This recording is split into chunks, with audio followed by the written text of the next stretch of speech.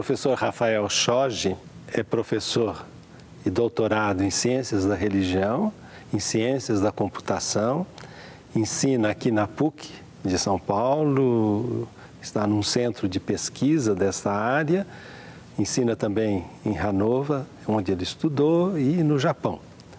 E ele vai tratar conosco a relação das religiões com as redes digitais e também, né, levantar as questões éticas que essas novas tecnologias trazem para nós.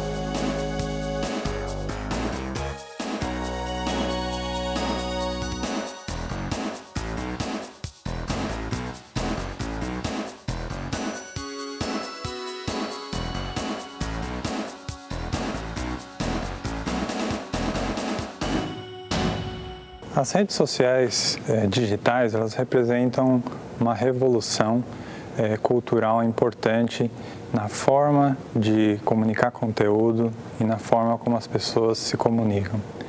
Então, isso pode ser observado pela transformação que a gente vê no correio, que se transformou em um e-mail hoje, pela transformação dos relacionamentos sociais, que tem se transformado também em redes, no Facebook ou no Twitter, e todos os dados mostram que essa é uma transformação causada por uma tecnologia que evolui exponencialmente. Então, hoje, nós temos, por exemplo, anualmente 300 bilhões de e-mail, diariamente, aliás, 300 bilhões de e-mail sendo trocados. A cada minuto, a gente tem cerca de 50 horas no YouTube sendo colocadas. Então, a comunicação em si, ela tem sido bastante intensa.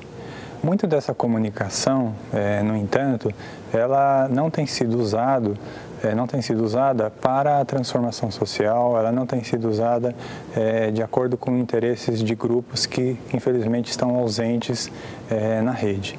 Um exemplo disso tem a ver com os próprios e-mails. Cerca de 90% dos e-mails são spams ou são e-mails que contêm vírus e, em si, todo esse tráfego de informação não significa que tem algo sendo dito.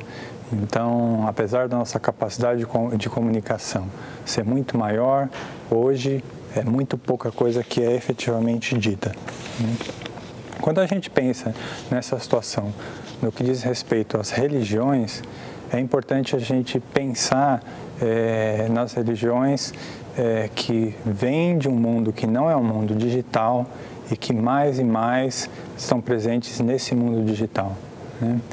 Quando as religiões são consideradas de forma tradicional, elas têm uma difusão que é muito associada à classe social, muitas vezes ela é associada à zona urbana ou à zona rural, muitas vezes ela é associada a aspectos étnicos, aspectos da língua, e isso foi assim na história das religiões, né?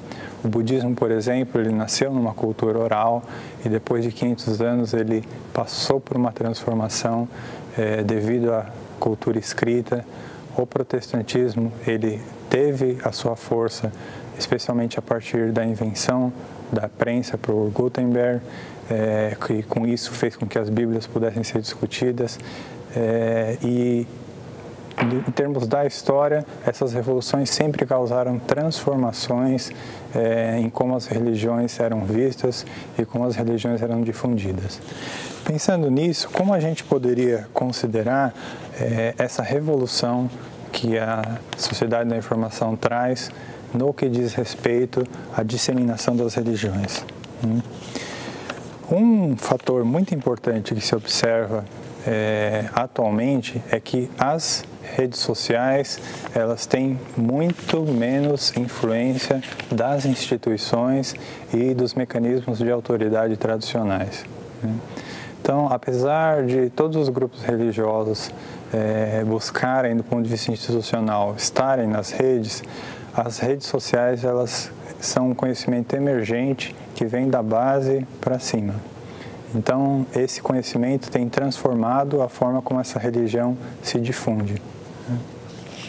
Então, quando a gente vê alguns exemplos de como as religiões estão presentes nas redes sociais, a gente vê que esse fenômeno faz com que religiões que, na verdade, são muito menores no mundo real, no mundo virtual, tenham uma presença muito maior.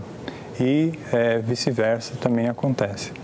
Então, um exemplo é a grande popularidade, por exemplo, do Dalai Lama dentro da rede social, dentro das redes sociais, em comparação, por exemplo, com algumas autoridades importantes, por exemplo, do mundo católico. E outro dado, além desse poder menor das instituições, é a forma como as pessoas têm se engajado nas redes sociais digitais.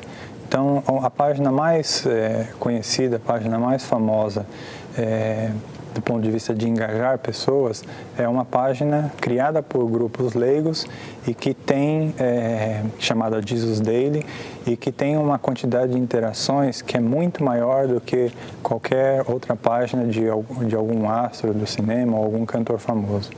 Então, essa página, ela tem como mecanismo de interação o envio de mensagens, a troca de mensagens, foi criada por um leigo e hoje tem milhões e milhões de fãs e interações diárias.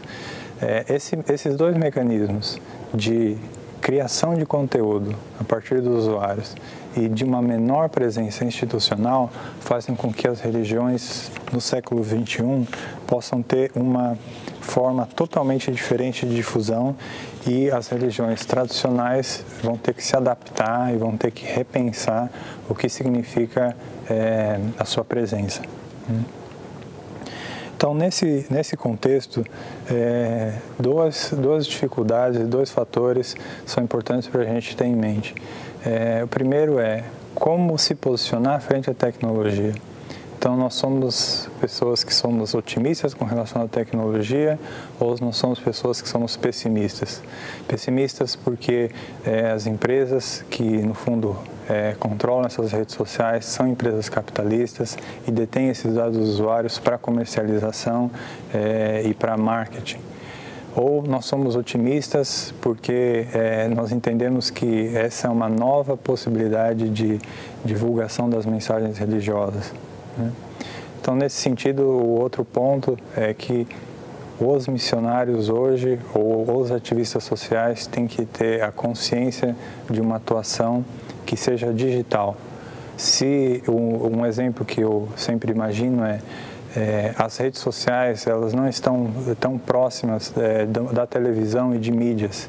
Elas estão muito mais próximas de um novo continente, de uma nova dimensão de transmissão dessas informações. Então, o exemplo que eu imagino sempre se foi criada ordens missionárias, por exemplo, no mundo católico, com os jesuítas, para difusão no Novo Mundo, ou se foram criadas ordens budistas, devido a diferentes contextos e diferentes situações em países, no caso da era digital, nós temos a mesma exigência com relação aos grupos sociais e às religiões estabelecidas. E a minha visão é que quanto mais esses grupos sociais, quanto mais essas religiões se envolverem nesses debates, nesses conceitos, mais nós teremos a possibilidade de enriquecer a nossa experiência no mundo digital e correr menos riscos com relação aos potenciais efeitos danosos em termos de ética, em termos da prática excessiva de uso excessivo do videogame e outros mais. Então, a reflexão crítica sobre esse ponto é importante e a ideia do que significa ser um missionário digital, do que significa ser um ativista digital, é um desafio dos tempos modernos.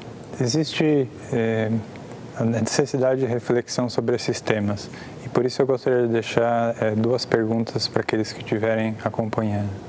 A primeira pergunta diz respeito a se você é alguém que é um otimista com relação à tecnologia, se você acha que a tecnologia tem a possibilidade de transformação, ou se você é pessimista em relação à tecnologia, ou seja, a tecnologia no fundo tem sido mais usada como uma alienação. E, por favor, considerem também quais são os elementos que vocês veem como positivos, quais são os elementos que vocês veem como os negativos dentro da redução da realidade a uma realidade que hoje é muito mais digital e muito mais voltada para esses meios sociais na rede, né? E a outra pergunta é, do ponto de vista de um ativista, do ponto de vista de um missionário, do ponto de vista de alguém que quer propagar ideias que considera importantes, que consideram boas para a evolução da humanidade, quais vocês acham que são as transformações do ponto de vista de ação dentro do mundo digital? O que temos que mudar para ter uma influência maior e positiva no mundo usando esses meios digitais?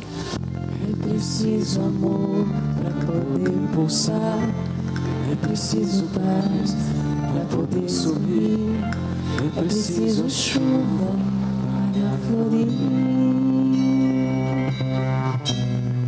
Todo mundo ama um dia, todo mundo chora um dia, a gente chega, outro vai embora. Se caminhar é preciso, caminharemos unidos. E a nossa voz no deserto fará brotar novas fontes. E a nova vida na terra será antivista nas festas. É Deus que está entre nós, em esperança solidária. É Deus que está entre nós, em esperança solidária.